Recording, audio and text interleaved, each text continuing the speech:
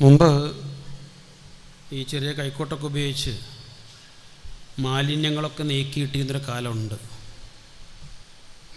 മാലിന്യങ്ങൾ വലിയ കൂമ്പാരമായി വലിയ കൂനകളായി മാറിയപ്പോൾ നമ്മൾ അതിനു വേണ്ടി ഉപയോഗിച്ചത് JCB ആണ്. ചെറിയ കൈക്കോട്ടും പിക്കോസൊന്നും മതിയാവില്ല, അതിന് മാത്രം ആദർശരംഗത്ത് കയറിക്കൂടിയിരിക്കുന്ന മാലിന്യങ്ങൾ കുന്നുകൂടി കിടക്കുന്നുണ്ട്. അത് ആ നിലക്ക് തന്നെ വ്യാപകമായ തോതിൽ കോരി പുറത്തേക്ക് ഒഴിവാക്കേണ്ടതുണ്ട്. സ്വന്തം പ്രസ്ഥാനത്തിൻ്റെ ചരിത്രം അത് സത്യസന്ധമായി തന്നെ മറ്റുള്ളവരിൽ നിന്ന് കേൾക്കുന്നത്, ഭയപ്പെടുക അല്ലെങ്കിൽ അതിനെ അസ്പൃശ്യതയോടെ കാണുക എന്നൊക്കെ പറയുന്നത് ഒരു ടീമിൻ്റെ ഏറ്റവും വലിയ പരാജയത്തിൻ്റെ ഉദാഹരണമാണ്. അങ്ങനെ ചിലരൊക്കെ ഇസ്ലാമിൻ്റെ പേരിൽ പ്രവർത്തിക്കുന്ന സംഘടനകൾ നമുക്കിടയിലുണ്ട്. സ്വന്തം ചരിത്രം, തങ്ങൾ വളർന്നു വന്ന വഴികൾ അത് സത്യസന്ധമായി തന്നെ മറ്റുള്ളവരെന്ന് കേൾക്കാൻ പ്രയാസമുള്ള ആളുകൾ. ആ വിഭാഗത്തിലെ ഒരു ടീമാണ് ഇവിടെ കഴിഞ്ഞ ദിവസം സംസാരിച്ചു പോയിരിക്കുന്ന വിസ്റ്റം വിഭാഗം. നിങ്ങൾക്ക് ഇഷ്ടമുണ്ടോ ഇല്ലയോ എന്നുള്ളതിന് ഉപരി നിങ്ങൾ ആരാണ് എന്ന് നിങ്ങളുടെ കൂടെ നിൽക്കുന്നവർക്ക് കൂടി ബോധ്യമാകേണ്ടതുണ്ട് എന്നതുകൊണ്ട് ആ ചരിത്രത്തിലൂടെ അല്പം ഓടാനാണ് ഉദ്ദേശിക്കുന്നത്. ചിലയിടങ്ങളിൽ നേരത്തെ ഈ കാര്യങ്ങൾ നമ്മൾ ശ്രദ്ധയിൽപ്പെടുത്തിയിട്ടുണ്ട്. പക്ഷേ ഇവരുടെ ഒരു പോയിന്റും ഇതുവരെയും ആ വഴിക്ക് വന്നിട്ടില്ല. ഏതെങ്കിലും പ്രഭാഷണങ്ങളുടെ വലിയ വലിയ സമ്മേളനങ്ങളുടെ വരെ സംസാരങ്ങളിലുള്ള അക്ഷരത്തെറ്റുകളും നാക്കുപ്പിഴകളും കണ്ടെത്തി അതിന് മറുപടി പറയാൻ മണിക്കൂറുകൾ ചെലവഴിക്കുന്ന ആളുകൾ സ്വന്തം ചരിത്രത്തെക്കുറിച്ച് വിശദമായി കൃത്യമായി നമ്മൾ പറയുമ്പോൾ അതങ്ങനെയല്ല, അത് ഇങ്ങനെയാണ് എന്നെങ്കിലും പറയാൻ, നിങ്ങളാ പറഞ്ഞതല്ല ഞങ്ങളുടെ ചരിത്രം, മറിച്ചാണ് എന്ന് പറയാൻ അതിനുള്ളൊരു ശ്രമം പോലും ഇതുവരെ നടത്തിയിട്ടില്ല എന്നതാണ് ഇതിൻ്റെ ഏറ്റവും വലിയ പ്രത്യേകത. നമുക്കെല്ലാം അറിയാം, ഇസ്ലാമിൻ്റെ മഹത്വം മനസ്സിലാവണമെങ്കിൽ, ബോധ്യമാവണമെങ്കിൽ ജാഹിലിയത്ത് എന്താണെന്ന് ബോധ്യമാവണം. ഇസ്ലാഹിൻ്റെയും ഇസ്ലാഹി പ്രസ്ഥാനത്തിൻ്റെയും ആദർശവും പ്രമാണബദ്ധവും അതുപോലെ തന്നെ അതിൻ്റെ നയനിലപാടുകളും അതിൻ്റെ സമീപനങ്ങളും ഒക്കെ തിരിച്ചറിയണമെങ്കിൽ അതിന് മുമ്പുള്ള ജാഹിലിയത്ത് എന്താണ് എന്ന് ഓർമ്മയുണ്ടായിരിക്കണം. ആ ചരിത്രത്തിലൂടെ നമ്മൾ സഞ്ചരിച്ചെങ്കിൽ മാത്രമേ ഇതിൻ്റെ കൃത്യമായ വേര് കിട്ടുള്ളൂ. നമുക്കറിയാം, ലോകത്ത് കടന്നു വന്നിരിക്കുന്ന ഓരോ പ്രവാചകന്മാർക്കും നിർവഹിക്കാണ്ടായ ദൗത്യം ഇസ്ലാമിക പ്രബോധനമാണ്, അതിൻ്റെ അനുബന്ധമായി ഇസ്ലാഹാണ്. പ്രവാചകന്മാർ അവർ തന്നെ അള്ളാഹുവിൻ്റെ നിർദ്ദേശപ്രകാരം പ്രഖ്യാപിച്ചിരിക്കുന്ന കാര്യമാണത്. ഇൻ ഉരീദു ഇല്ലൽ ഇസ്ലാഹ മസ്തതഅ്, സാധ്യമാകുന്ന ഇസ്ലാഹ് നിർവഹിക്കലാണ് നമ്മൾ ഉദ്ദേശിക്കുന്നത് എന്ന്. അവർക്ക് നിർവഹിക്കാണ്ടായ ഇസ്ലാഹ് എന്തായിരുന്നു? പരമപ്രധാനമായി വിശ്വാസരംഗത്ത്, ആദർശരംഗത്ത് തന്നെയാണ്. അവിടെ ഉണ്ടായിരിക്കുന്ന ചളിക്കുണ്ടുകളെ വൃത്തിയാക്കി ആ സമൂഹത്തെ നേരെ ചൊവ്വെ കൊണ്ടുപോകുക എന്നുള്ള വലിയ വലിയ ഉത്തരവാദിത്തമാണ് നിർവഹിക്കാണ്ടായിരുന്നത്. ഓരോ പ്രവാചകന്മാരും ആ ഉത്തരവാദിത്തം നിർവഹിച്ചിട്ടുണ്ട്. ഏറ്റവും പ്രത്യക്ഷമായി പറയുമ്പോൾ വിശുദ്ധ ഖുർആൻ പല പ്രവാചകന്മാരുടെയും ചരിത്രം പറയുന്നിടത്ത് മൂസാ നബി അലൈഹി സ്വലാത്തു വസ്സലാം ചരിത്രം പറയുന്നുണ്ട്. ആ ചരിത്രത്തിൻ്റെ ഒരു ഭാഗം, മൂസാ നബി ഫിർഔൻ എന്നൊക്കെ രക്ഷപ്പെട്ട്, മൂസാ നബിയും കൂടെയുള്ളവരും, ഫിർഔൻ വെള്ളത്തിൽ മുങ്ങി മരിച്ച് പ്രവാചകരും കൂടെയുള്ളവരും ഇക്കരെ എത്തി. വന്ന് നോക്കുമ്പോൾ അവിടെ അത് വിഗ്രഹങ്ങൾ ആരാധിക്കുന്നവരെ കാണുന്നു. അങ്ങനെ കണ്ടപ്പോൾ അവർ ചോദിക്കുന്ന ചോദ്യം, ഇജ്അൽ ലനാ ഇലാഹൻ കമാ ലഹും ആലിഹ, അല്ലയോ മൂസ, അവർക്ക് ആരാധിക്കുവാൻ ഒരുപാട് ആരാധ്യന്മാരുണ്ടല്ലോ, അതുപോലെ ഒരു ആരാധ്യനെ, ഒരു ഇലാഹിനെ ഞങ്ങൾക്ക് നിശ്ചയിച്ചു തരണം. ഇതാരാ ചോദിക്കുന്നത്? മൂസാ നബിയുടെ കൂടെ രക്ഷപ്പെട്ടു വന്നിരിക്കുന്ന അഷ്ഹദു അല്ലാ ഇലാഹ ഇല്ലല്ലാഹ് വ അഷ്ഹദു അന്ന മൂസാ റസൂലുള്ളാഹ് എന്ന് പ്രഖ്യാപിച്ചിരിക്കുന്നവരാണ്. മുസ്ലിം സമൂഹത്തിന് എല്ലാ കാലത്തും ഉണ്ടായ ഒരു അബദ്ധധാരണയാണ് നമസ്കാരത്തിലും സക്കാത്തിലും നോമ്പിലും ഹജ്ജിലും അനുബന്ധമായിരിക്കുന്ന പല കാര്യങ്ങളിലും കുറവുകളും കുറ്റങ്ങളും പോരായ്മകളും അബദ്ധങ്ങളും ഒക്കെ സംഭവിക്കാമെങ്കിലും ഷഹാദത്തിൽ ഒരിക്കലും ഒരു അബദ്ധവും സംഭവിക്കില്ല. ലാ ഇലാഹ ഇല്ലല്ലാഹ് എന്നത് പ്രഖ്യാപിച്ചു കഴിഞ്ഞാൽ അതിൽ അബദ്ധവും സംഭവിക്കില്ല. ആ ധാരണയിലും ആ വിശ്വാസത്തിലുമാണ് എല്ലാ കാലത്തും യാഥാസ്ഥികത പറഞ്ഞു വന്നിട്ടുള്ളത്. പക്ഷേ മൂസാ നബി അലൈഹി സ്വലാത്തു വസ്സലാം ജീവിച്ചിരിക്കുമ്പോൾ തന്നെ മരണപ്പെട്ടു പോയിട്ടില്ല. കൂടെയുള്ളവരാണ്. അവരാ ചോദിച്ചത്, ഞങ്ങൾക്ക് അല്ലാഹുവിനപ്പുറത്ത് ആരാധിക്കുവാൻ വേണ്ടി വിഗ്രഹം വേണം. തീർന്നില്ല, കുറച്ചുകൂടി കഴിഞ്ഞു. അല്ലാഹു മൂസാ നബി അലൈഹി സ്വലാത്തു വസ്സലാമയെ തൗറാത്ത് സ്വീകരിക്കാൻ വേണ്ടി വിളിച്ചു. 40 ദിവസത്തേക്ക് വേണ്ടിയാണ് അദ്ദേഹം പോകുന്നത്. അദ്ദേഹം പോയ ആ തക്കം നോക്കിയിട്ട് വേറൊരു ചങ്ങാതി, ഒരു സാമിരി, കുറെ ആഭരണങ്ങളൊക്കെ ഒരുക്കിയെടുത്ത് ഒരു പശുക്കുട്ടിയുടെ രൂപത്തിൽ ഒരു പ്രതിമയുണ്ടാക്കി, അതിനെന്തോ വായു സഞ്ചരിച്ചാൽ ശബ്ദമുണ്ടാക്കാവുന്ന എന്തോ സംവിധാനമൊക്കെ ഉണ്ടാക്കി, അതുമായി വന്ന് നമുക്കിതിനെ ആരാധിക്കാം, ഇതാണ് നമ്മുടെ ആരാധ്യൻ എന്ന് പറയുമ്പോൾ ആ സമൂഹത്തിന് മുമ്പിൽ ഒരുപാട് ഉത്തരങ്ങളുണ്ട്. അതിലൊരു ഉത്തരം എന്താ?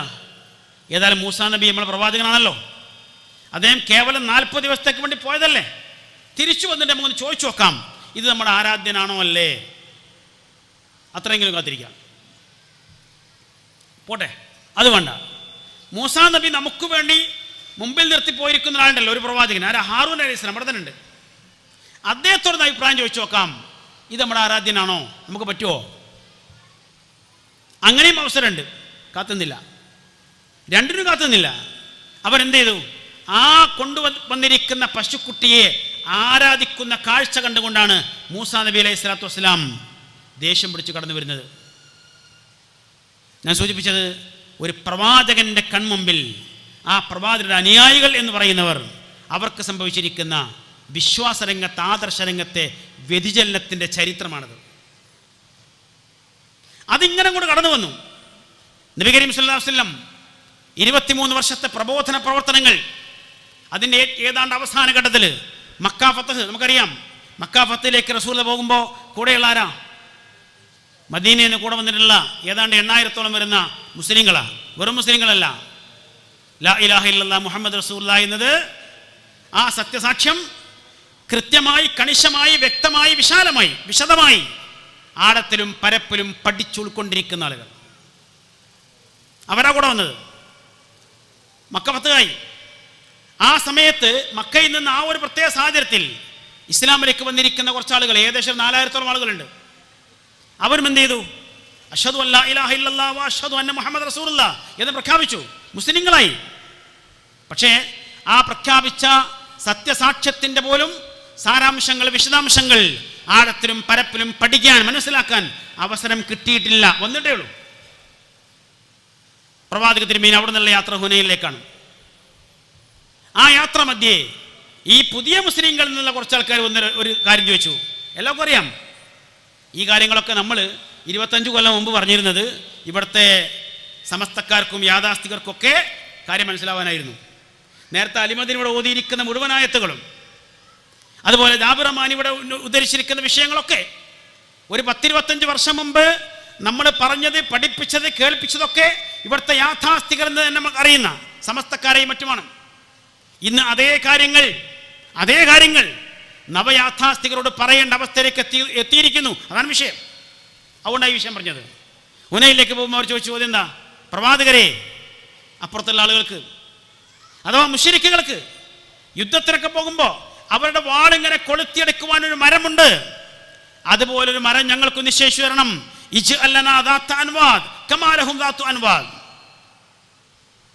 എന്താ ചോദിച്ചത്?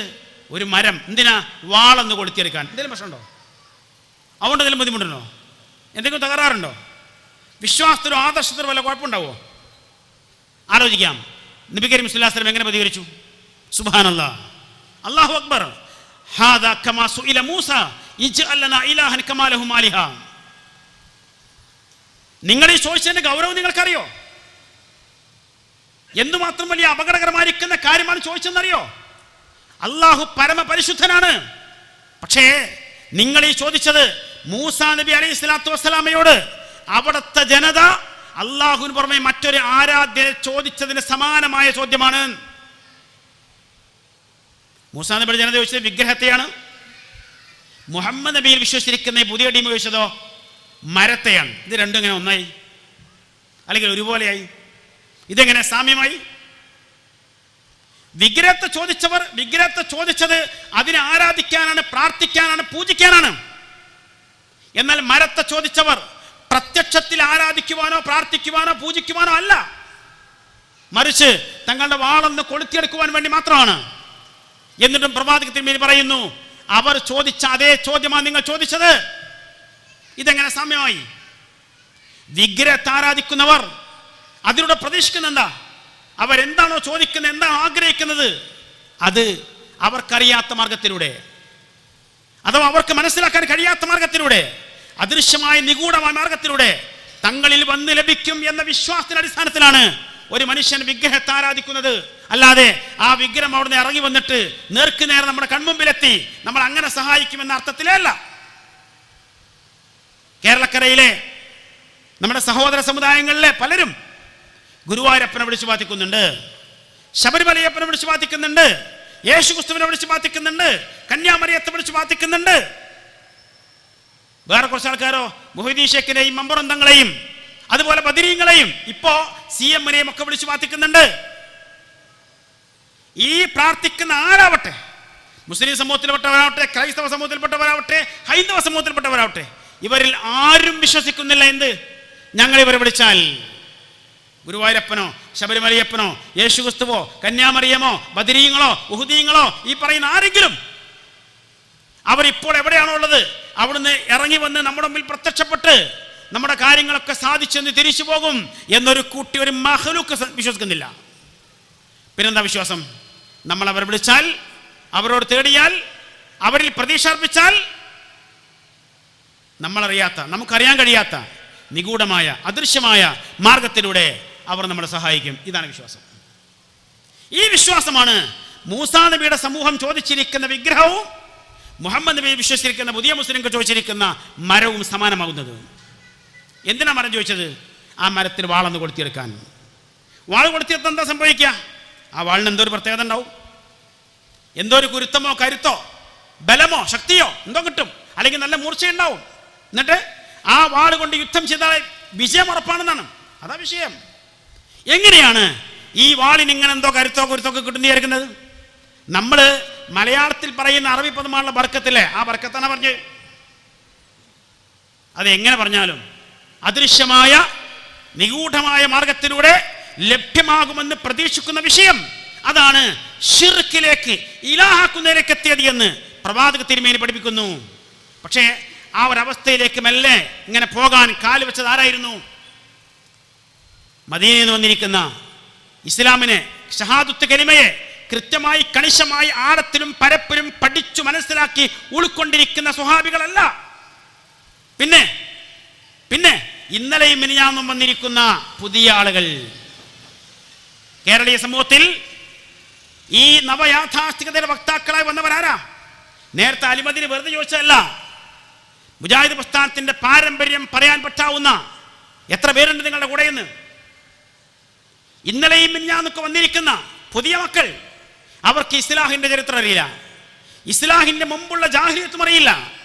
അത് മനസ്സിലാക്കാത്ത ആളുകൾ ഈ പ്രസ്ഥാനം പ്രബോധന പ്രവർത്തനം ആരംഭിക്കുന്ന കാലത്ത് എന്തൊക്കെയാണ് ഇവിടുത്തെ ശിർക്കും കുഫറും ഖുറാഫാത്തും എന്നറിയുന്നവർക്ക് ഇപ്പോൾ ഈ പറയുന്ന കാര്യങ്ങൾ ഇത് ശിർക്കാണ്, കുഫറാണ്, ഖുറാഫാത്താണ് എന്ന് ബോധ്യമാവുള്ളൂ.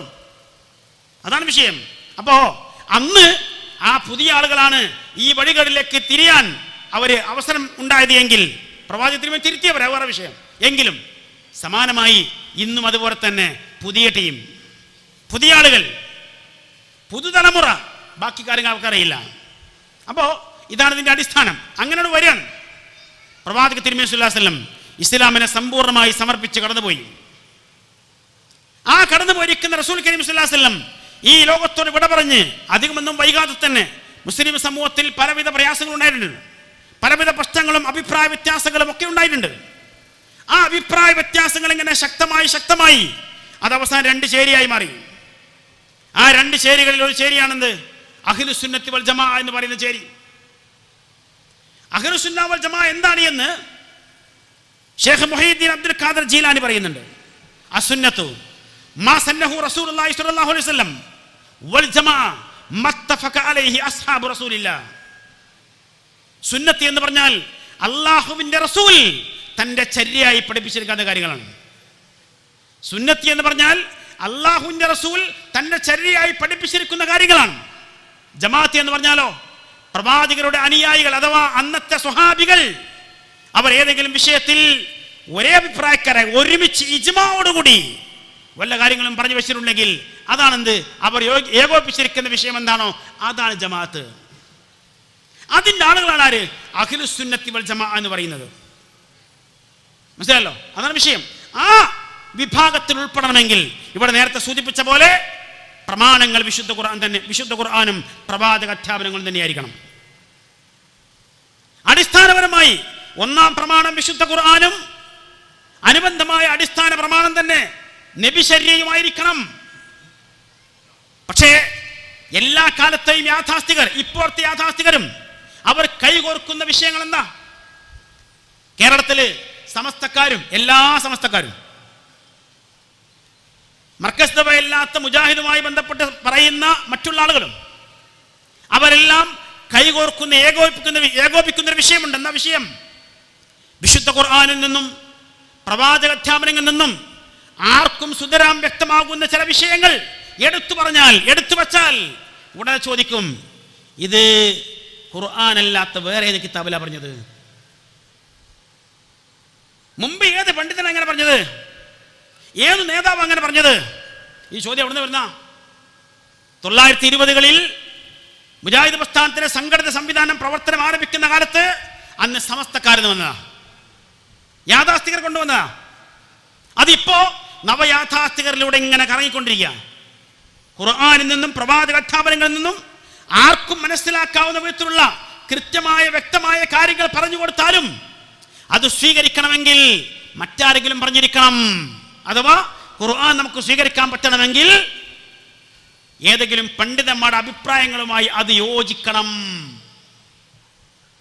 പക്ഷേ ഇസ്ലാമിന്റെയും ഇസ്ലാഹി പ്രസ്ഥാനത്തിന്റെയും നിലപാടെന്താ? ഏത് പണ്ഡിതന്മാരാവട്ടെ, പണ്ഡിത സഭകളാവട്ടെ, അവർ പറയുന്ന ഏതു കാര്യങ്ങളും ഖുർആനുമായോ പ്രവാചകചര്യയുമായോ യോജിക്കുന്നുണ്ടോ എന്ന് ഉറപ്പുവരുത്തുകയും എന്നിട്ട് മാത്രം സ്വീകരിക്കുകയും ചെയ്യുക എന്ന നിലപാടാണ് ഇസ്ലാമിന്റെയും ഇസ്ലാഹിന്റെയും നിലപാട്. ഇതാണ് മഹാനായിരിക്കുന്ന ഇമാം ഷാഫി റഹ്മത്തുള്ളാഹി അടക്കമുള്ള മദ്ഹബിന്റെ പണ്ഡിതന്മാരും മറ്റുമൊക്കെ പറഞ്ഞു വെച്ചത്. ഇദാ റഅയ്തും കലാമി യുഖാലിഫുൽ ഹദീസ് ഫഅമലു ബിൽ ഹദീസ് വദ്രിബു ബികലാമി അൽ ഹൈദ്. വിശുദ്ധ ഖുർആനിന്റെയും പ്രവാചക അധ്യാപനങ്ങളുടെയും ഒക്കെ ചില മെസ്സേജുകൾ നിങ്ങൾക്ക് കിട്ടിയാൽ, ആദർശം നിങ്ങളുടെ കയ്യിൽ നിങ്ങൾക്ക് മനസ്സിലായി കഴിഞ്ഞാൽ അത് എന്റെ വാചകങ്ങളുമായി എന്റെ അഭിപ്രായങ്ങളുമായി പൊരുത്തപ്പെടുന്നുണ്ടോ എന്ന് നോക്കണമെന്നല്ല പറഞ്ഞത്. പിന്നെ എന്റെ അഭിപ്രായങ്ങൾ, എന്റെ വാക്കുകൾ, ഞാൻ എടുക്കുന്ന നിലപാടുകൾ അത് പ്രവാചകചര്യയുമായി പൊരുത്തപ്പെടുന്നുണ്ടോ എന്ന് നോക്കണം. എന്നിട്ടോ പൊരുത്തപ്പെടുന്നുണ്ടെങ്കിൽ മാത്രം സ്വീകരിക്കണം.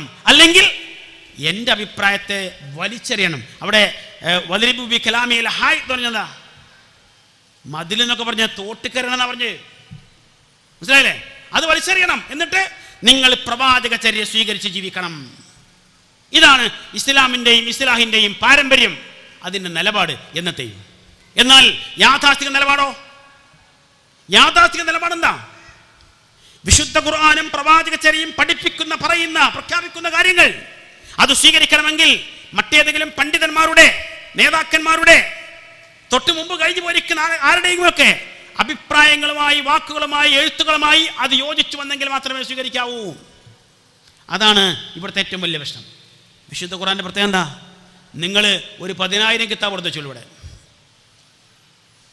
ഒരു 10,000 കിതാബ് കൊണ്ടുവച്ചാലും അൽ കിതാബി എന്ന വിശുദ്ധ ഖുർആൻ അതിന്റെ മുമ്പിൽ ഈ പറയുന്ന മുഴുവൻ ഗ്രന്ഥങ്ങളും നിഷ്പ്രഭമാവും. 10,000 ബൾബുകൾ ഇങ്ങനെ കത്തിച്ചു വെച്ചാൽ നല്ല വെളിച്ചുണ്ടാവും അല്ലേ? സൂര്യൻ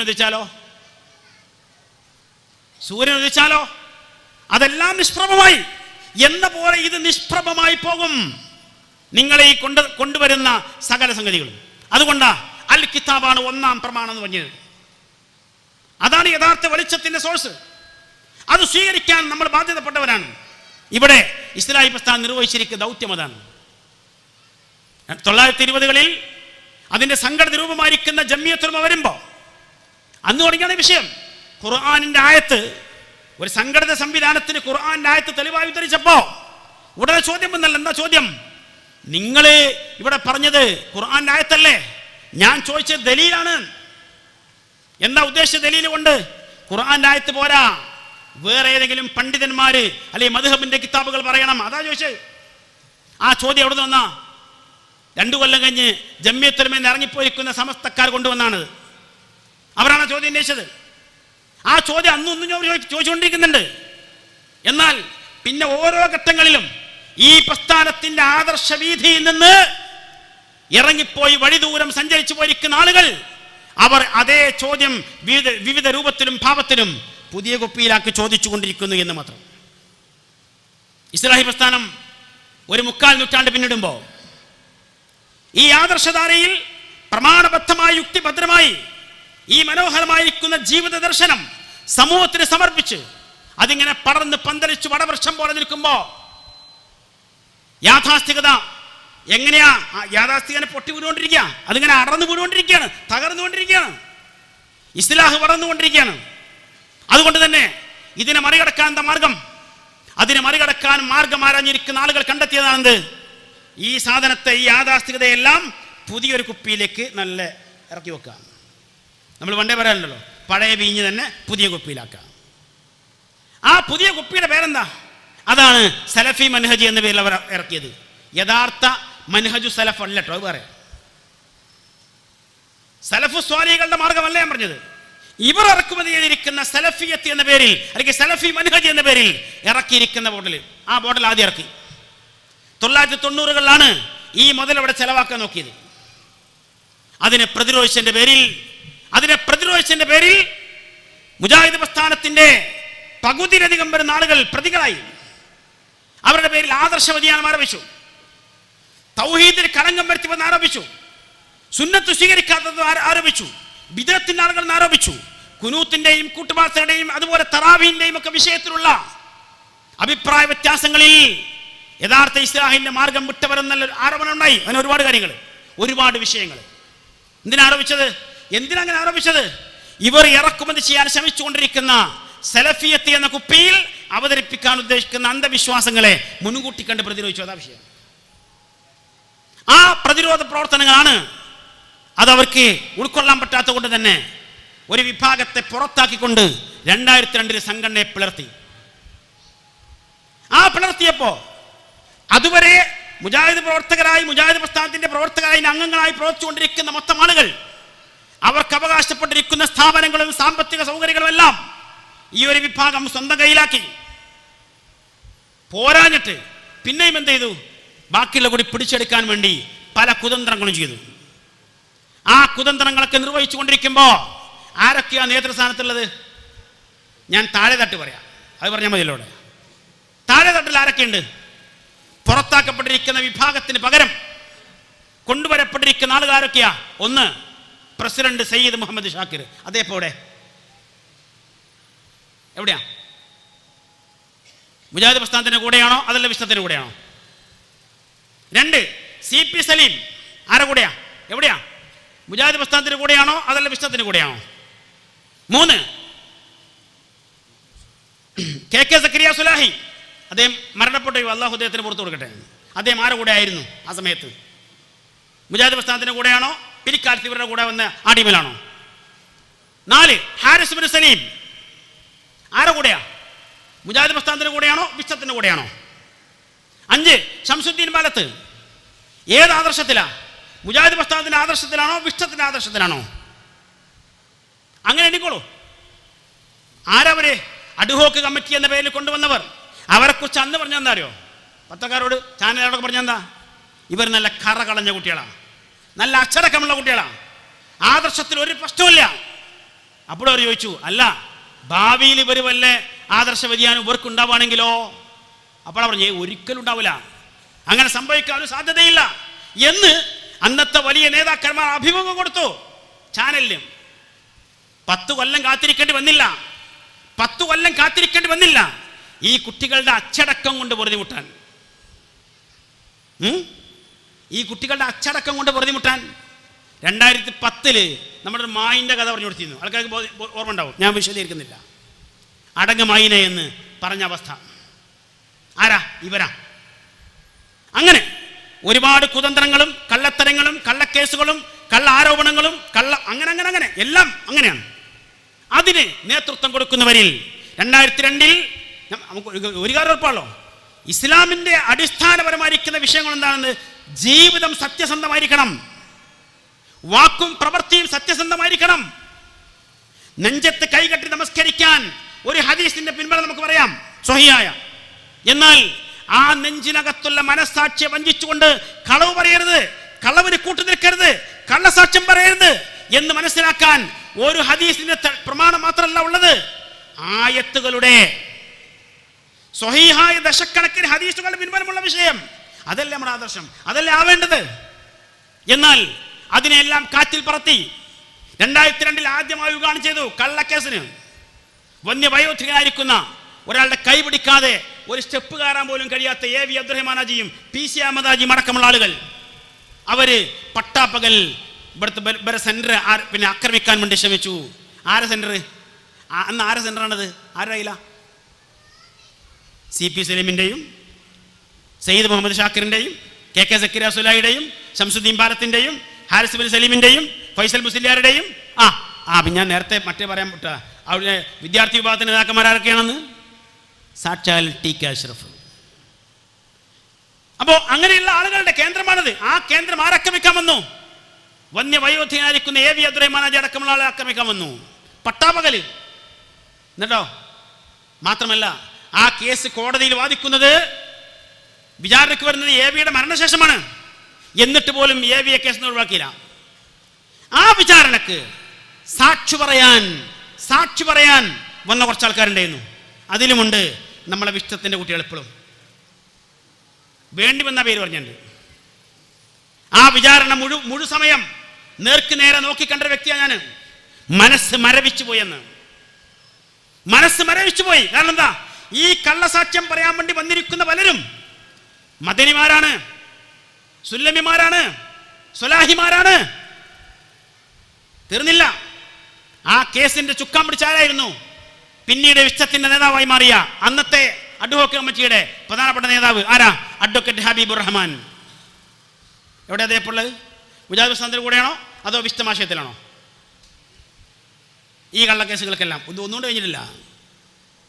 അതങ്ങ് തുടരെ ഒരു പരമ്പരയായിരുന്നത്.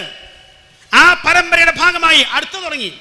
വിശുദ്ധ ഖുർആൻ പറഞ്ഞു, വമൻ അദ്ലമു മിമ്മൻ മനാ മസാജിദല്ലാഹ് അൻ യുദ്കറ ഫീഹാ ഇസ്മുഹു വസഅ ഫീ ഖറാബിഹാ.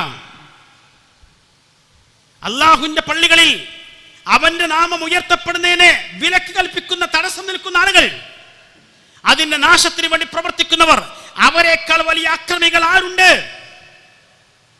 അതെ, ഞങ്ങളുണ്ട് എന്ന് ഇവർ ഉറക്കെ പറഞ്ഞു, അല്ലെങ്കിൽ പറയാതെ പറഞ്ഞു. കാസർഗോഡ് അമേ റോഡിലുള്ള സലഫി മസ്ജിദ് ഒരു വെള്ളിയാഴ്ച ജുമുഅ നടക്കുമ്പോൾ കയ്യേറുകയും അതുമായി ബന്ധപ്പെട്ട് കുറെ ഇഷ്യൂസ് ഉണ്ടാക്കുകയും അന്നത്തെ ജുമുഅയുടെ ഖുത്ബ അറബി ഭാഷയിലാക്കി മാറ്റുകയും ചെയ്തിരിക്കുന്ന ആളുകൾ ആരാ? ഇവരാണ്. ആ പള്ളി ഇപ്പോഴും കൊണ്ടുനടക്കുന്നവരാ? ഈ വിഷ്ടംകാരാണ്. 6 മാസത്തോളം പള്ളി പൂട്ടിക്കടന്നു. ആ പൂട്ടിച്ചതാരാ? ഇതേ ആളുകള്. അതിന് നേതൃത്വം കൊടുത്തതോ? അന്ന് അവർക്ക് എല്ലാ സപ്പോർട്ടും എല്ലാ സഹായവും എല്ലാ ഉപദേശ നിർദ്ദേശവും കൊടുത്താരാ? സാക്ഷാൽ ഇവരുടെ ഷാർജ ഷെയ്ഖ്. ആര്? ഹുസൈൻ സലഫി. ആരാ? വിഷ്ടംകാർ, വേറെ ആരുമല്ല. പോട്ടെ, അവിടുന്ന് ഇങ്ങനെ വന്നു. ഇവിടെ തൊട്ടടുത്ത് കരുവന്തിരുത്തിയിൽ ഒരു പള്ളി എത്ര മാസം പൂട്ടിയത്? 2 കൊല്ലത്തോളം അല്ലേ? 2 കൊല്ലത്തോളം. അതും ജുമുഅ നടക്കുന്ന സമയത്താ പോലീസുകാരെ പള്ളി കയറ്റിയിട്ട് പള്ളി പൂട്ടിച്ച്.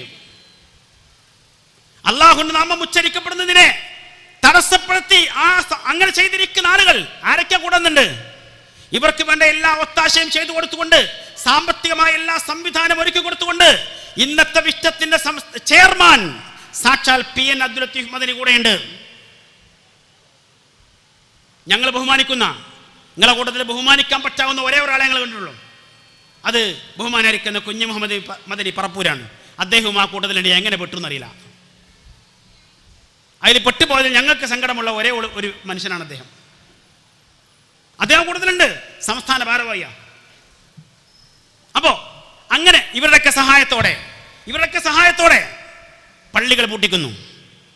പിന്നെ കാബ പൊളിക്കാൻ വേണ്ടി അബ്രഹത്ത് വരാൻ കാരണം എന്തായിരുന്നു? അയാൾ യമനിൽ വേറൊരു കാബ ഉണ്ടാക്കി. കാബല്ല, കാബയെ പോലെ വേറൊന്നുണ്ടാക്കി. അവിടേക്ക് ആളുകൾ വിളിച്ചു, ആള് വരുന്നില്ല. അപ്പോൾ ആളുകൾ വരാത്തെന്തുകൊണ്ടാണ്? ഇവിടെ കാബ ഉള്ളതുകൊണ്ടാണ്. എന്നാൽ പൊളിച്ചേക്കാം. അത് പൊളിക്കാൻ വേണ്ടി ആനപ്പടയുമായി വന്നിരിക്കുന്ന അബ്രഹത്തിന്റെ ടീമിനെ പടച്ച റബ്ബ് നിന്ദ്യരാക്കി, നിസാരന്മാരാക്കി തകർത്തെറിയാൻ ഉപയോഗിച്ചത് കൊച്ചു പക്ഷികളെയാണ്. അല്ലേ? സമാനമായ പരിപാടി ഇവിടെ ഒപ്പിച്ചു പാലക്കാട് ജില്ലയിൽ കൊടുന്തിരപ്പള്ളിയിൽ. എന്താ ഇവരുടെ ആൾക്കാരെന്ത് ചെയ്തു? അവിടെ നിലവിലൊരു പള്ളിയുണ്ട്. ആ പള്ളിയിൽ ജുമുഅയും ജമാഅത്തൊക്കെ നടക്കുന്നുണ്ട്. അതിനപ്പുറത്ത് വേറൊന്നുണ്ടാക്കിയിട്ട് അവിടേക്ക് ആൾക്കാരെ വിളിച്ചു. വന്നില്ല.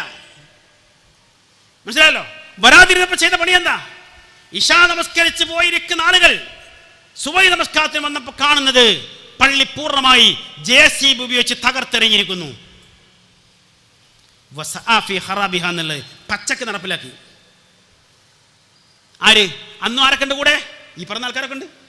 ഞാൻ ചോദിക്കട്ടെ സുഹൃത്തുക്കളെ, ഈ പള്ളികൾ പൂട്ടിയപ്പോ, ഈ പള്ളികൾ തല്ലിപ്പൊളിച്ചപ്പോ, ഇത് തകർത്തെറിഞ്ഞപ്പോ, ഈ കള്ളത്തരങ്ങളുമായി ഇവർ മുന്നോട്ട് പോകുമ്പോ അതിനെതിരെ ഒരു ചെറുവിരൽ അനക്കാനെങ്കിലും ഇന്ന് വിശ്വത്തിന്റെ നേതാക്കന്മാരായുള്ള ആളുകളുണ്ടല്ലോ, അന്നതിലുണ്ടായിരുന്ന അവരാരെങ്കിലും തയ്യാറായിട്ടുണ്ടോ?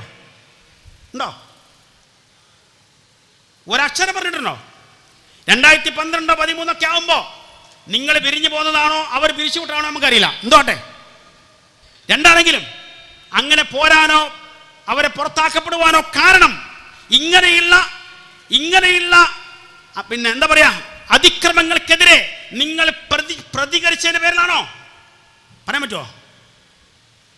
സത്യത്തിന് വേണ്ടി നിലകൊള്ളേണ്ട ഒരു പ്രസ്ഥാനം ഇങ്ങനെയുള്ള ഒരുപാട് അബദ്ധങ്ങളുടെ, അസത്യങ്ങളുടെ, അർദ്ധസത്യങ്ങളുടെ, കാരണം 99 മുതൽ അല്ല, അതിന്റെ കുറച്ച് മുമ്പ് തുടങ്ങിയിട്ടുണ്ട്. ഇവർ ഈ പ്രശ്നം ഉണ്ടാക്കിയതെങ്ങനെ? കുറെ കള്ളാരോപണം ഉന്നയിച്ചിട്ടാണ്, വ്യതിയാനാരോപണങ്ങൾ, കുറെ അസത്യങ്ങളും അർദ്ധസത്യങ്ങളും പ്രചരിപ്പിച്ചിട്ട് അതിന് നേതൃത്വം കൊടുത്തതും ഏതാണ്ട് ഇവരൊക്കെ തന്നെയാണ്. അങ്ങനെ ഒരു വഴിക്ക് ഈ സംഗതി നടക്കുന്നു. അതിന് എല്ലാവിധ സഹായവും സപ്പോർട്ട് ചെയ്തവരൊക്കെ കൂടെയുണ്ട്. രണ്ടാമത്തെ സംഗതിയാണിത്. ഇവരെ ലക്ഷ്യം എന്തായിരുന്നു? 90കളിൽ സലഫിയത്തിന്റെ കുപ്പിയിൽ ഈ അന്ധവിശ്വാസങ്ങൾ കയറ്റിക്കൊണ്ടുവരുന്ന ലക്ഷ്യം എന്താ? അത് മുജാഹിദ് പ്രസ്ഥാനത്തിൽ ഇംപ്ലിമെന്റ് ചെയ്യണം. അതിനിവർ കണ്ട വഴിയാണെന്ത്? നേരത്തെ അലിമദിനെ സൂചിപ്പിച്ച വിഷയം. എന്ത് കൊണ്ടെന്ന് പറഞ്ഞില്ല അവർ പറഞ്ഞ അങ്ങനെയാണ്. പക്ഷെ നമ്മൾ കേട്ടത് എന്ത് കണ്ട് തന്നെയാണ്. എന്ത് കണ്ട് മുജാഹിദായി എന്നൊരു പരിപാടി. അത് ആദ്യം നടന്നത് എൻ്റെ തൊട്ടടുത്തുള്ള കൊണ്ടോട്ടി നഗരത്തിലാണ്. അതിൻ്റെ അടുത്ത ആഴ്ചയിൽ മൻസൂറയിൽ ഉണ്ടല്ലോ, അന്ന് ഉണ്ട്. ഞങ്ങൾ രണ്ടുപേരും കൂടെ പ്രോഗ്രാം വെച്ചിരുന്നു. അന്ന് ഞങ്ങൾക്ക് സംസാരിക്കേണ്ടി വന്ന വിഷയം ഇതായിരുന്നു.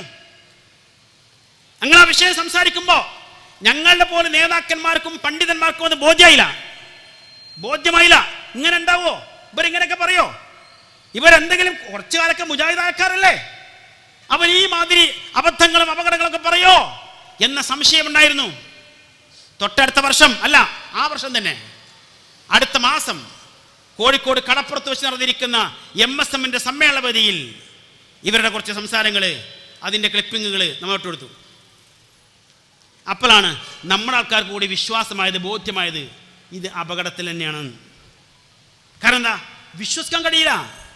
ജിന്ന് മനുഷ്യ ശരീരത്തിൽ കയറും, ജിന്ന് മനുഷ്യ സ്ത്രീകളുമായി ബന്ധത്തിലേർപ്പെടും, എന്നിട്ട് കുട്ടികളുണ്ടാവും, ആ ഉണ്ടാകുന്ന കുട്ടികളുടെ ഗർഭത്തിൽ തന്നെ അലസിപ്പിക്കും. അങ്ങനെ തുടങ്ങി എന്തെല്ലാം പരിപാടികളാണ്. ഒരുപാട് കലാപരിപാടികളുണ്ട്. ഇതൊക്കെ മുജാഹിദ് പ്രസ്ഥാനത്തിന്റെ പേരിൽ ഒരു ദിവസമെങ്കിലും പ്രവർത്തിച്ചിരിക്കുന്ന ഒരാൾക്ക് പറയാനോ അവതരിപ്പിക്കാനോ കഴിയുമോ? അതാ നമ്മൾ ആൾക്കാർ ആലോചിച്ചത്.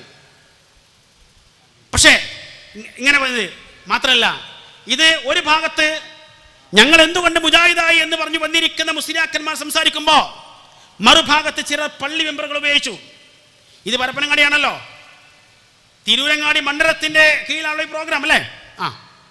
ആ തിരൂരങ്ങാടി മണ്ഡലത്തിലെ ഒരു പക്ഷേ അല്പം പഴക്കമുള്ള പള്ളികളിൽ ഒന്നാമതൊരു പക്ഷേ നമ്മുടെ ഈ അഞ്ചപ്പുറക്കര പള്ളി തന്നെയായിരിക്കും, അവറാമൗലിയൊക്കെ ഖുതുബ നിർവഹിച്ചിരുന്ന പള്ളി. എന്നാൽ ഏതാണ്ട് അതിൻ്റെ അടുത്തൊക്കെ പ്രായമുള്ള പള്ളിയാണിത്, ചെമ്മാട് സലഫി മസ്ജിദ്. ആ പള്ളിയിൽ പതിറ്റാണ്ടുകൾ തൗഹീദ് സംസാരിച്ചിരിക്കുന്ന ഒരു ഖത്തീബുണ്ട്, പണ്ഡിതനുണ്ട്. ആരാ? സാക്ഷാൽ CP ഉമർ സുല്ലമി. ഈ വ്യതിയാന ആരോപണത്തിന്റെ പേരിൽ അദ്ദേഹത്തെ മാറ്റി നിർത്തി അവിടെ പുനഃസ്ഥാപിച്ച ആരായിരുന്നു? ഷംസുദ്ദീൻ പാലത്ത്. ആ മെമ്പറെന്നാണ് സിഹിറും ജിന്നും കണ്ണേറും അനുബന്ധമായിരിക്കുന്ന എല്ലാ സംഗതികളും ഔദ്യോഗികമായി പുറത്തു വരുന്നത്. അപ്പൊ അവിടെ അന്ന് എല്ലാവരും ഉണ്ട്, നേതാക്കന്മാരൊക്കെ ഉണ്ട്. അവിടെ നിന്നാണ് സംഗതി വരുന്നത്. പള്ളിയിൽ കയറി നമുക്ക് മറുപടി ഇടാൻ കഴിയില്ലല്ലോ. ആ പള്ളിയുടെ തൊട്ടപ്പുറത്തെ പറമ്പില് ബഹുമാനായിരിക്കുന്ന CP ഉമർ സുല്ലമിയും അന്ന് ഞാനും അതുപോലെ മൻസൂറുണ്ട്. ഞങ്ങളവിടെ ആദ്യമായി ഒരുപക്ഷെ ആദ്യത്തെ പരിപാടി ഇവർക്കെതിരെ വെച്ച് എന്തായിരുന്നു വിഷയം? സിഹിറാണ് വിഷയം, കണ്ണേറാണ് വിഷയം, ജിന്നുകൂടലാണ് വിഷയം. ബാക്കി ഞാൻ പറയുന്നില്ല. അങ്ങനെ ഈ സലഫിയത്തിന്റെ ഈ കുപ്പിയിലെ പഴയ വലിച്ചെറിഞ്ഞിരിക്കുന്ന അന്ധവിശ്വാസങ്ങളെ മെല്ലെ മെല്ലെ ഇങ്ങനെ കൊണ്ടുവരാനുള്ള ശ്രമം, ആ ശ്രമത്തിനെതിരെ 2006 മുതൽ ഒരു 5-6 വർഷം ഞങ്ങൾ രാപ്പകൽ ഭേദമന്യേ കേരളക്കര മുഴുവനും ഓടി നടന്ന് പണിയെടുത്തു. അതിന്റെ ഫലമുണ്ടായി. ആ ഫലമാണെന്ത്? യഥാർത്ഥത്തിൽ 2012-13 ആകുമ്പോഴേക്ക് നിങ്ങൾക്കിടയിൽ ഉണ്ടായിരിക്കുന്ന എല്ലാവിധ പ്രശ്നങ്ങളുടെയും കാരണം മനസ്സിലല്ലോ. നിങ്ങളെ വളരെ സുഖത്തിന്, സന്തോഷത്തിന്, സമാധാനത്തിന് മുജാഹിദ് പ്രസ്ഥാനത്തിലെ മൊത്തം ആളുകളുടെ പ്രബോധന പ്രവർത്തനങ്ങൾക്ക് വേണ്ടി വിദേശത്തും മറ്റുമൊക്കെ ലഭിച്ചിരുന്ന ഫണ്ടെല്ലാം സ്വന്തമായി ഉപയോഗിച്ച് അങ്ങനെ പോകായിരുന്നല്ലോ അല്ലേ? ആ പോക്കിന് കുറച്ചൊക്കെ പ്രശ്നമുണ്ടായി, തടസ്സങ്ങളുണ്ടായി. അതിലും ബോധമുള്ള, വിവേകമുള്ള, കാര്യബോധമുള്ള, പാരമ്പര്യമുള്ള ആളുകളൊക്കെ ഉണ്ട്. ചിലരെങ്കിലും പ്രതികരിക്കാൻ തുടങ്ങി, പ്രശ്നങ്ങൾ ഉണ്ടാക്കാൻ തുടങ്ങി. അത് വിഷയങ്ങളായി. അവസാനം നിക്കപ്പുറതിയില്ലാതെ അങ്ങോട്ടും ഇങ്ങോട്ടും അടിയായി പ്രശ്നമായി. 2012 ഡിസംബറിൽ അടിഞ്ഞലത്ത് നടന്നിരിക്കുന്ന ഒരു സമ്മേളനം ഉണ്ടല്ലോ. ആ സമ്മേളനത്തിന് എല്ലാവരും പിരിഞ്ഞു പോകുമ്പോൾ എങ്ങോട്ടാ പോയത്? സ്വന്തം പ്രസ്ഥാനത്തേക്ക് തന്നെയാണോ പോയത്? അല്ല, പല വഴിക്ക് പിരിഞ്ഞു പോയി. അവിടെ നിന്നാണ് വിഷയമുണ്ടായത്. ഞാൻ സൂചിപ്പിച്ചത് ഈ മുതൽ വളർന്നു വന്ന വഴി ഏതാ? അസത്യത്തിൻ്റെ, അർദ്ധസത്യങ്ങളുടെ, കള്ളത്തരങ്ങളുടെ, കള്ളക്കേസുകളുടെ, പള്ളി പിടിക്കലിൻ്റെ, പള്ളി തടയലിൻ്റെ, പള്ളി പൊളിക്കലിൻ്റെ, കള്ള ആരോപണങ്ങളുടെ, അതാണ് വളവും. അതിലൂടെ വളർന്നു വന്നത്.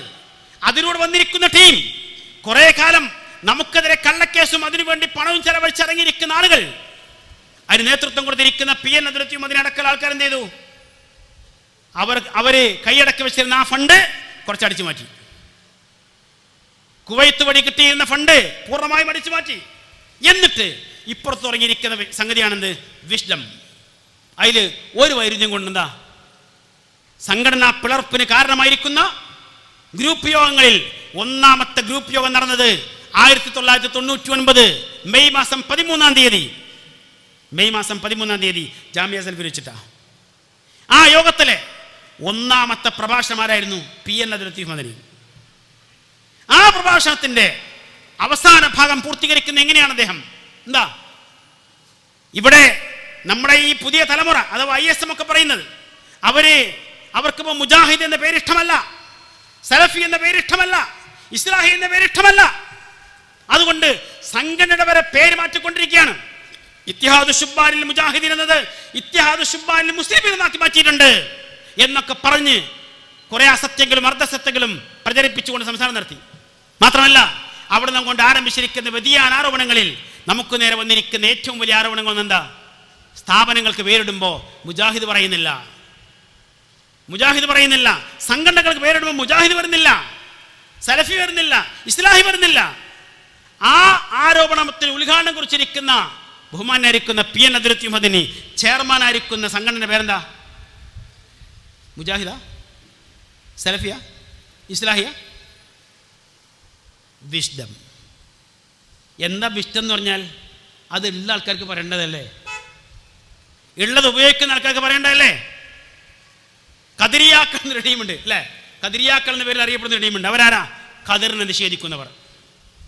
എന്ന പോലെ മനുഷ്യ ബുദ്ധിയെ പൂർണ്ണമായി നിരാകരിക്കുന്ന, ബുദ്ധി ഉപയോഗിച്ച് ഒരു കാര്യവും മനസ്സിലാക്കരുത് എന്ന് ആഹ്വാനം ചെയ്തുകൊണ്ടിരിക്കുന്ന ആളുകൾ തങ്ങളുടെ സംഘടനയ്ക്ക് സ്വീകരിച്ചിരിക്കുന്ന പേരാണ് വിഷ്ഡം.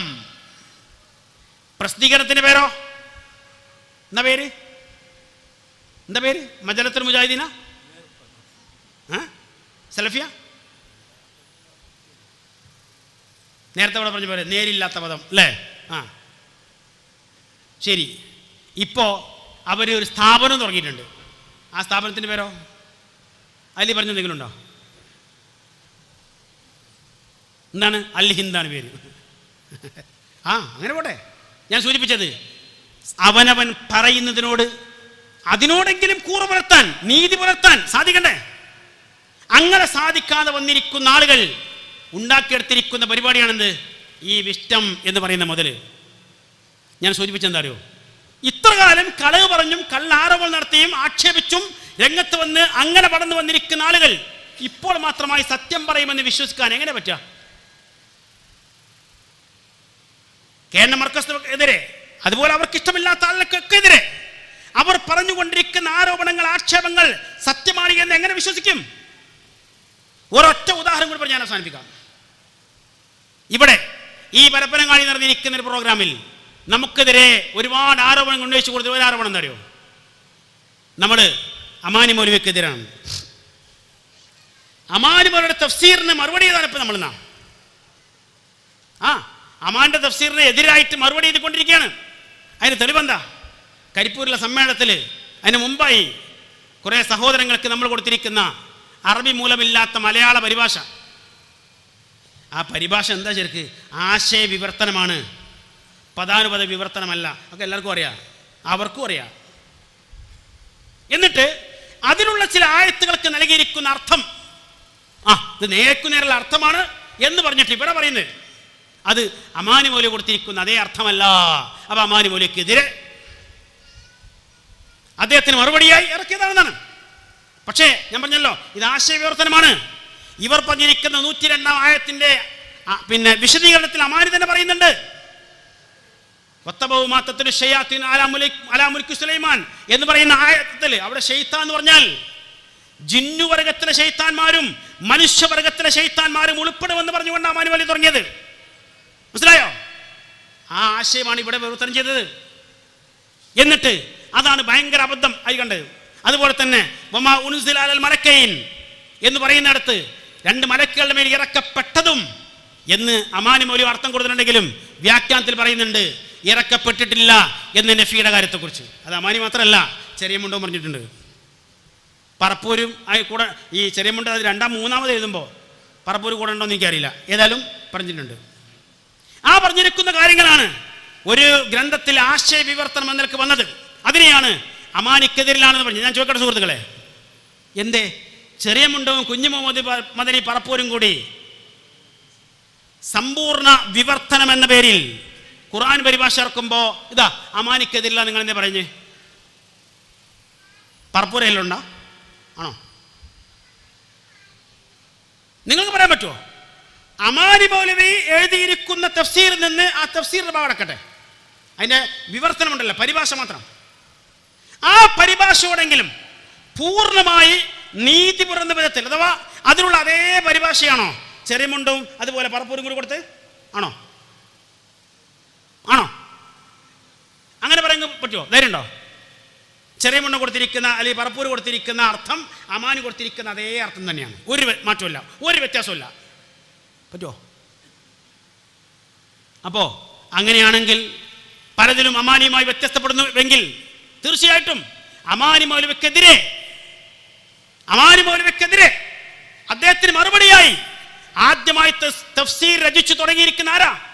നിങ്ങളുടെ ഈ വിഭാഗത്തിന്റെ വൈസ് പ്രസിഡന്റ്, വൈസ് ചെയർമാൻ കുഞ്ഞു മുഹമ്മദ് മദനി പറപ്പൂര്, ചെറിയ അബ്ദുൽ ഹമീദ് മദനി. ആണോ? പറ്റുമോ? അംഗീകരിക്കാൻ പറ്റുമോ? വേറെ ഇല്ല തഫ്സീറുകൾ അതുപോലെ ഇരിക്കട്ടെ. ഞാൻ കോഴിക്കോട് നടന്ന പ്രോഗ്രാമിൽ ഒരു കാര്യം കൂടി പറഞ്ഞിരുന്നു. സാക്ഷാൽ അമാനി മൗലവിയുടെ തഫ്സീറിന് അതിൽ വേണ്ടത്ര സലഫിയത്ത്, ബല സലഫിയത്ത് പറഞ്ഞു, ഇവരുടെ സലഫിയത്ത് ഇല്ലാത്തത് കൊണ്ട് അതിനെ പുതുക്കി എഴുതാനോ പരിഷ്കരിച്ചെഴുതാനോ അതിനെ പൊളിച്ചെഴുതാനോ ശ്രമിച്ചുകൊണ്ടിരിക്കുന്ന ആരാ? നിങ്ങളുടെ സലഫിയത്ത് തലേ കയറിയിരിക്കുന്ന പിന്നെ അബ്ദുൽ കരീം അമാനി എന്ന് പറയുന്ന അമാനിയുടെ മകൻ. എന്തെങ്കിലും ഉണ്ടാത്തത്? അമാനി മൗലവിക്കെതിരെ സ്വന്തം മകൻ തന്നെ ഇറങ്ങിയിരിക്കുന്നു. എന്തേ പറയാത്തത്? ഞങ്ങളെ പറഞ്ഞല്ലോ അങ്ങോട്ട്. ഞങ്ങളുടെ മാസങ്ങൾക്ക് മുമ്പ് നിങ്ങളുടെ മുമ്പിൽ പറഞ്ഞിട്ടുണ്ട്. എന്താ ഉണ്ടാത്തത്? എന്തേ പറയാത്തത്? അപ്പൊ പൊളിച്ചെഴുത്ത് എപ്പോൾ തുടങ്ങിയിട്ടുണ്ട്? എതിർക്കൽ എപ്പോൾ തുടങ്ങിയിട്ടുണ്ട്? ആര് തുടങ്ങിയിട്ടുണ്ട്? പറയണം. അമാനി മൗലവിയുടെ തഫ്സീറിന് എന്താ പേരെന്താ? തിരുത്ത എന്തോ പേരല്ലേ കരീം അമാനി? ഇതിന് അങ്ങനത്തെ മുതലാണ്. എന്തായാലും അമാനി മൗലവി എഴുതിയിരിക്കുന്ന തഫ്സീർ ഇവരുടെ സലഫിയത്തിന് പാകപ്പെടില്ല. അതുകൊണ്ട് തന്നെ അതിനെ മാറ്റി എഴുതാനോ അതിന്റെ പേരിൽ മറ്റൊന്ന് എഴുതാനോ ഒക്കെ ശ്രമത്തില്ല. അത് നടന്നുകൊണ്ടിരിക്കുകയാണ്. ആര്? ഇവരുടെ സലഫിയത്ത് തലേ കയറിയിരിക്കുന്ന കരീം അമാനി. അതുകൊണ്ട് തീർന്നില്ല. നേരത്തെ ഉമർ മൗലവിയുടെ കാര്യം പറഞ്ഞല്ലോ. ഉമർ മൗലവിക്ക് തഫ്സീറുണ്ട്.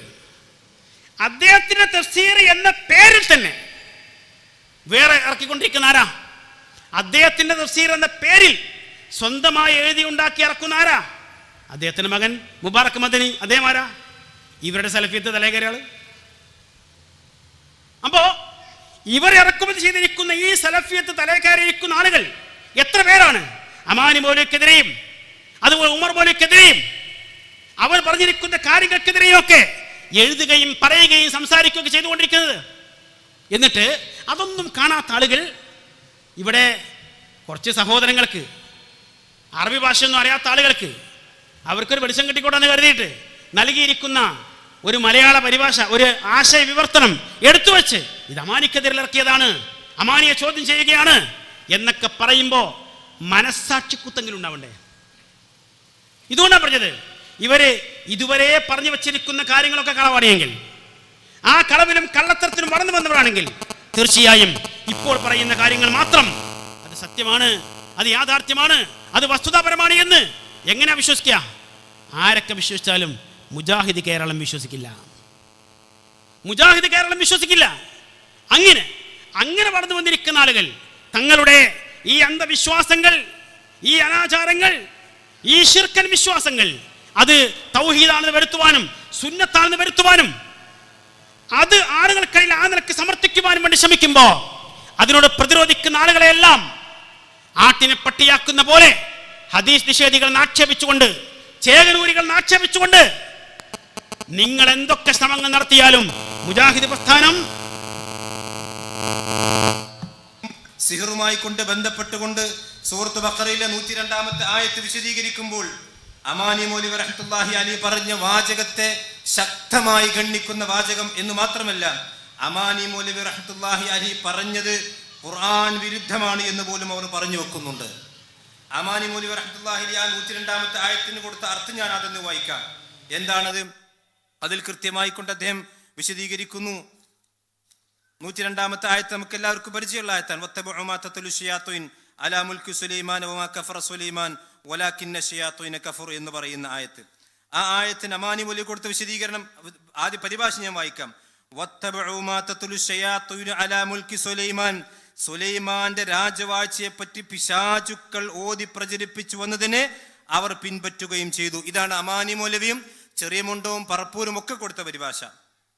എന്നാൽ ഈ പരിഭാഷയിൽ ശരിക്കും ശ്രദ്ധിച്ചോളി. മർക്കസ് ഇതൊന്നും വാശിക്കും വക്കാണത്തിനും പറയില്ല. അള്ളാന്റെ ഖുർആനിൽ പോലും കൃത്രിമം നടത്തിക്കൊണ്ടിരിക്കുന്നു. നിങ്ങൾ മുജാഹിദ് പാരമ്പര്യത്തിൽ നിങ്ങൾ തെറ്റിക്കൊണ്ടിരിക്കുന്നു. തെളിവാണ് സൂചിപ്പിക്കുന്നത്. ശരിക്കും ശ്രദ്ധിച്ചോളൂ. എന്താണ് അമാനി മൗലവി കൊടുത്ത വിശദീകരണം? വത്തബഉ മാ തത്ലു ശയാത്തീൻ അലാ മുൽക്കി സുലൈമാൻ, സുലൈമാന്റെ രാജവാഴ്ചയെ പറ്റി പിശാചുക്കൾ ഓതി പ്രചരിപ്പിച്ചു വന്നതിനെ അവർ പിൻപറ്റുകയും ചെയ്തു. ഇതിൽ കൊടുത്ത് കേട്ടോളൂ. ഇത് അർത്ഥം കൊടുക്കണം. സോളമൻ നബിയുടെ രാജവാഴ്ചയെ പറ്റി യഹൂദ നേതാക്കളായ പിശാചുക്കൾ പ്രചരിപ്പിക്കുന്നത് അവർ പിൻപറ്റുകയും ചെയ്തു. സഹോദരന്മാരെ, നെഞ്ചത്ത് കൈവച്ചുകൊണ്ട് ചോദിച്ചോളൂ, എവിടെയാണ് യഹൂദ നേതാക്കൾ എന്ന് അള്ളാന്റെ ഖുർആനിലുള്ളത്? വലിയ പാപങ്ങളിൽ പെട്ടതാണ് സിഹർ. നമ്മൾ നേരത്തെ പറഞ്ഞ ഹദീസ് പറഞ്ഞു. എന്നിട്ട് സിഹർ കുഫറാണ്. കാരണം അല്ലാഹു തആല യഹൂദികളെ കുറിച്ച് പറഞ്ഞിട്ടുണ്ട്, അവർ സിഹറയാണ് സ്വീകരിച്ചത് എന്ന് പറഞ്ഞിട്ടുണ്ട്. നേരത്തെ അബ്ദുൽ മാലിക് സഫി സൂചിപ്പിച്ച സൂറത്തുൽ ബഖറയിലെ ആയത്ത് വത്തബഉ മാ തത്ലു ശയാത്തീൻ അലാ മുൽക്കി സുലൈമാൻ എന്ന ആയത്ത് അദ്ദേഹം കൊടുക്കുകയും എന്നിട്ട് ശൈഖ് ഫൗസാൻ പറയുന്നു വത്തബഉ മാ തത്ലു ശയാത്തീൻ അലാ മുൽക്കി സുലൈമാൻ. സുലൈമാൻ നബിയുടെ രാജവാഴ്ചയെക്കുറിച്ച് യഹൂദി നേതാക്കളായിരിക്കുന്ന ശൈത്താന്മാർ പറഞ്ഞു വരുത്തിയത് എന്താണോ അതാണ് അവർ വിശ്വസിച്ചത് എന്ന് പറയുന്നത് മർക്കസ് മാത്രമല്ല, ഒരേ വേദിയിൽ ഒരുമിച്ച് സംസാരിക്കുന്ന ആളുകൾ തന്നെയാണ് പരസ്പരം പറഞ്ഞുകൊണ്ടിരിക്കുന്നത്. നിങ്ങളെ കാര്യത്തിൽ തീരുമാനമാക്കിയിട്ട് വരി, എന്നിട്ടാവാം നമുക്ക് നേരെ കള്ള ആരോപണം ഉന്നയിക്കുന്നത്. അത്രയെങ്കിലും പറയാനുള്ളൂ. ഫൈസൽ മുസ്ലിയാർ പറയുന്നു അത് യഹൂദി നേതാക്കളായിരിക്കുന്ന ശൈത്താന്മാരാണ്. ഇയാൾ പറയുന്നു ആര്? അബ്ദുൽ മാലിക്. അത് യഹൂദി നേതാക്കളിൽ എവിടെ നിന്നാണ് കിട്ടിയത്? ഖുർആനിൽ അങ്ങനെ ഉണ്ടോ? എന്നിട്ട് ഖുർആനിൽ നിന്നാണ് തിരുത്തേ കയ്യർത്തേ അങ്ങനത്തെ കാര്യം പറഞ്ഞു പോരെ.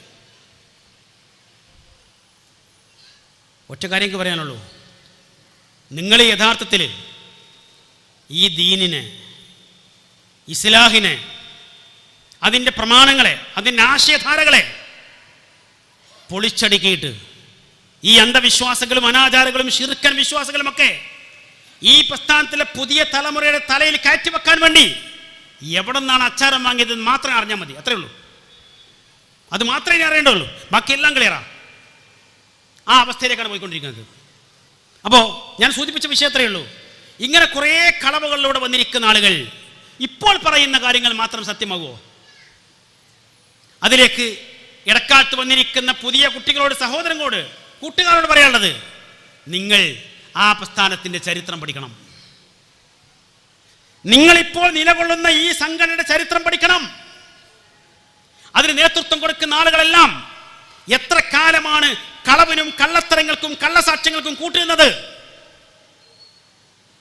എങ്ങനെയാണ് അവർ അന്ധവിശ്വാസങ്ങൾ ഇതിലേക്ക് കൊണ്ടുവന്നത്? അത് കൊണ്ടുവരാൻ ഉപയോഗിച്ചിരിക്കുന്ന വഴികൾ ഏതാണ്? അത് തിരിച്ചറിഞ്ഞു കഴിഞ്ഞാൽ നിങ്ങൾ തന്നെ മഅസലാം രംഗം വിട്ടുപോകും. നിൽക്കൂല, കൂടക്കൂല. അതുകൊണ്ട് എനിക്ക് പറയാനുള്ളത്, അതുകൊണ്ടാണ് നിങ്ങളോട് അവർ എന്ത് പറയുന്നത്? മതം പഠിക്കുമ്പോൾ ഒരിക്കലും ബുദ്ധി ഉപയോഗിക്കരുത്. മനുഷ്യന്റെ ബുദ്ധിയും ചിന്താശേഷിയും യുക്തിബോധവും ഒട്ടും ഉപയോഗിക്കരുത് എന്നെന്തിനാ പറയുന്നത്? അത് ഉപയോഗിക്കുന്ന ആളുകൾ ചരിത്രത്തിലേക്ക് വെറുതെ ഒന്ന് കണ്ണുവെച്ചാൽ, ഒന്ന് പിന്നോട്ട് നോക്കിയാൽ, ഈ കാര്യങ്ങളുടെ നിജസ്ഥിതിക്ക് വേണ്ടി ആലോചിച്ചാൽ അവിടെ പൊളിയും. നേരത്തെ പറഞ്ഞല്ലോ, MBBS പഠിക്കുന്ന, എഞ്ചിനീയറിംഗ് പഠിക്കുന്ന, പ്രൊഫഷണൽ കോഴ്സുകൾക്ക് പഠിച്ചുകൊണ്ടിരിക്കുന്ന പല കുട്ടികളുണ്ട്.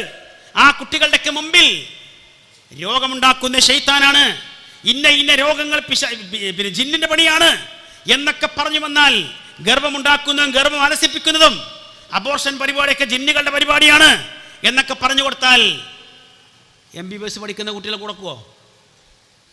അതുകൊണ്ട് അവരോട് പറഞ്ഞത്, നിങ്ങൾ ഞങ്ങൾ പറയുന്നത് മാത്രം കേട്ടാൽ മതി, അതിൻ്റെ അപ്പുറത്തേക്ക് കേൾക്കുകയും വേണ്ട, ആലോചിക്കുകയും വേണ്ട, ചിന്തിക്കുകയും വേണ്ട. ഖുർആൻ പറഞ്ഞതോ ഫബശിർ ഇബാദ് അല്ലദീന യസ്തമിഊനൽ ഖൗൽ വയത്തബിഊന അഹ്സന ഉലൈക അല്ലദീന ഹദാഹുമുല്ലാഹ് വഉലൈക ഹും ഉലുൽ അൽബാബ്. ഈ ആയത്ത് മുജാഹിദ് പ്രസ്ഥാനം ഒരു നൂറ്റാണ്ട് കാലമായി ഈ സമൂഹത്തോട് പറഞ്ഞുകൊണ്ടിരിക്കുന്ന കാര്യമാണ്. എന്താ വിഷയം? മുജാഹിദുകൾ പറയുന്നത് കേൾക്കരുത്, കേട്ട പഴച്ചവും അബദ്ധത്തിലാവും എന്ന് പറഞ്ഞ് പഠിപ്പിച്ചുകൊണ്ടിരിക്കുന്ന സാഹചര്യത്തിലാണ് ഈ ആയത്ത് നമ്മൾ പറഞ്ഞു കൊടുത്തത്. നിങ്ങൾക്ക് സന്തോഷ വാർത്ത. ആർക്ക്? ഫബശിർ ഇബാദ്, എൻ്റെ അടിമകൾക്ക് സന്തോഷ വാർത്ത അറിയിക്കുക. അല്ലദീന യസ്തബിഊനൽ ഖൗൽ, അവർ സംസാരങ്ങൾ കേൾക്കും, വാക്കുകൾ കേൾക്കും. ഫയത്തബിഊന അഹ്സന, അതിൽ ഏറ്റവും ശരിയായത്, പെർഫെക്റ്റ് ആയത് അവർ സ്വീകരിക്കും, അതിനെ പിൻപറ്റും. ഉലൈക അല്ലദീന ഹദാഹുമുല്ലാഹ്, അവരാണ് യഥാർത്ഥത്തിൽ അല്ലാഹുവിൽ നിന്ന് സന്മാർഗ്ഗം ലഭിച്ചവർ. അല്ലാഹു സന്മാർഗ്ഗത്തിലാക്കിയത് അവരെയാണ്. വഉലൈക ഹുമുൽ അൽബാബ്, ഉലുൽ അൽബാബ്, അവരാണ് ബുദ്ധിയുള്ളവർ. ആ ബുദ്ധിയുള്ളവരുടെ, സന്മാർഗത്തിൽ ചേർന്നിരിക്കുന്നവരുടെ, ആ നിലക്ക് അല്ലാഹുവിന് അനുഗ്രഹം ലഭിച്ചവരുടെ കൂടെ നിൽക്കാൻ സാധിക്കണമെങ്കിൽ ഈ പറയുന്ന കാര്യങ്ങളും കൂടി കേൾക്കാനും ആലോചിക്കാനും കഴിയണം. അതുപോലെ തങ്ങളുടെ നേതാക്കന്മാരെന്ന് കേട്ടുകൊണ്ടിരിക്കുന്ന കാര്യങ്ങളെക്കുറിച്ചും ആലോചിക്കാൻ സാധിക്കണം. ഇസ്ലാമിന് അതിൻ്റെ അടിസ്ഥാന പ്രമാണങ്ങളിലൂടെ, ആദർശബദ്ധമായി പ്രമാണബദ്ധമായി യുക്തിഭദ്രമായി ഉൾക്കൊള്ളുവാനും അംഗീകരിക്കുവാനും സാധിക്കണം. അതിന് സാധ്യമാവട്ടെ എന്ന് ആശിക്കുന്നു, പ്രാർത്ഥിക്കുന്നു, പ്രതീക്ഷിക്കുന്നു. പടച്ച റബ്ബ് നമ്മെ എല്ലാവരെയും അനുഗ്രഹിക്കുമാറാവട്ടെ. വആഖിറു ദഅവാന അനിൽ ഹംദുലില്ലാഹി റബ്ബിൽ ആലമീൻ. വസ്സലാമു അലൈക്കും വറഹ്മത്തുള്ളാഹി.